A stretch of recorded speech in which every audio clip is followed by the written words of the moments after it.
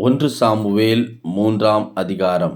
Samuel என்னும் பிள்ளையாண்டான் ஏலிக்கு முன்பாக கர்த்தருக்கு பணிவிடை செய்து கொண்டிருந்தான். அந்நாட்களிலே கர்த்தருடைய வசனம் அபூர்வமாயிருந்தது, பிரத்யட்சமான தரிசனம் இருந்ததில்லை. ஒரு நாள் ஏலி தன்னுடைய ஸ்தானத்தில் படுத்துக் கொண்டிருந்தான். அவன் பார்க்க கூடாதபடிக்கு அவனுடைய கண்கள் இருளடைந்திருந்தது. தேவனுடைய பெட்டி இருக்கிற கர்த்தருடைய ஆலயத்தில் தேவனுடைய விளக்கு அணைந்து போகும் முன்னே சாமுவேலும் படுத்துக் கொண்டிருந்தான். அப்போது கர்த்தர் சாமுவேலை கூப்பிட்டார். அதற்கு அவன், இதோ இருக்கிறேன் என்று சொல்லி ஏலியிடத்தில் ஓடி, இதோ இருக்கிறேன், என்னை கூப்பிட்டீரே என்றான். அதற்கு அவன், நான் கூப்பிடவில்லை, திரும்பி போய் படுத்துக்கொள் என்றான். அவன் போய் படுத்துக் கொண்டான். மறுபடியும் கர்த்தர் சாமுவேலே என்று கூப்பிட்டார். அப்போது சாமுவேல் எழுந்திருந்து ஏலியிடத்தில் போய், இதோ இருக்கிறேன், என்னை கூப்பிட்டீரே என்றான். அதற்கு அவன், என் மகனே, நான் உன்னை கூப்பிடவில்லை, திரும்பி போய் படுத்துக்கொள் என்றான். சாமுவேல் கர்த்தரை இன்னும் அறியாதிருந்தான்.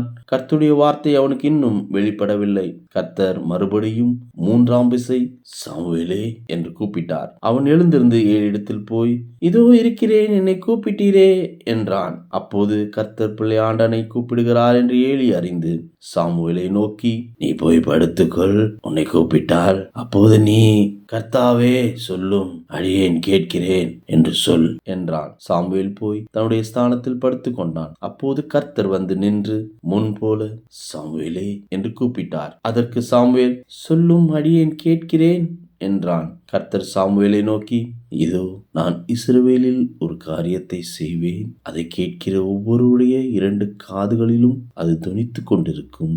நான் ஏலியின் குடும்பத்துக்கு விரோதமாக சொன்ன யாவையும் அவன் மேல் அந்நாளிலே வரப்பண்ணுவேன். அதை தொடங்கவும் அதை முடிக்கவும் போகிறேன். அவன் குமாரர் தங்கள் மேல் சாபத்தை வரப்பண்ணுகிறதை அவன் அறிந்திருந்தும் அவர்களை அடக்காமற் போன பாவத்தின் நிமித்தம் அவன் குடும்பத்துக்கு என்றும் நீங்காத நியாய தீர்ப்பை செய்வேன் என்று அவனுக்கு அறிவித்தேன். அது நிமித்தம் ஏலியின் குடும்பத்தார் செய்த அக்கிரமம் ஒருபோதும் பலியிலாவது காணிக்கையிலாவது நிவர்த்தியாவதில்லை என்று ஏலியின் குடும்பத்தை குறித்து ஆணையிட்டிருக்கிறேன் என்றார். சாமுவேல் விடிய காலம் மட்டும் படுத்திருந்து கர்த்தருடைய ஆலய கதவுகளை திறந்தான். சாமுவேல் ஏலிக்கு அந்த தரிசனத்தை அறிவிக்க பயந்தான்.